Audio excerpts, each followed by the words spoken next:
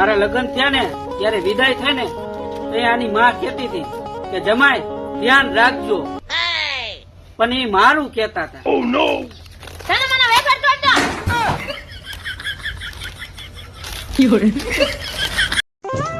મેં મારી બેનપણીને એમ કીધું કે તમે મને હોનાનો ચેન કરાવી દીધો. હવે એવું ખોટું ન બોલતી હોય તો મેં તને ચેન કઈ કરાવી દીધો? હવે મારે એને કાક તો કેવું ને, એના વરે એને હોનાની વીટી કરાવી દીધી.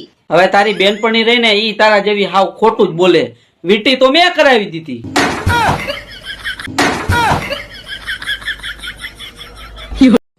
સાંભળો, બોલવા માંડો.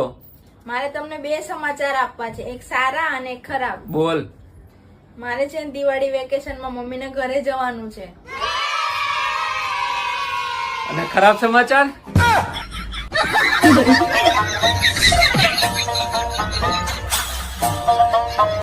તમે થોડુંક મગજથી કામ લીધું હોત ને, દર મહિને બચત કરી હોત ને, તો મહિને 2 ડ્રેસ તમારે આવી જ જાત આરામથી. એમ મેં મગજથી કામ લીધું હોત ને તો આ 2 ડ્રેસ લેવાની ઉપાધિ જ નહોતી.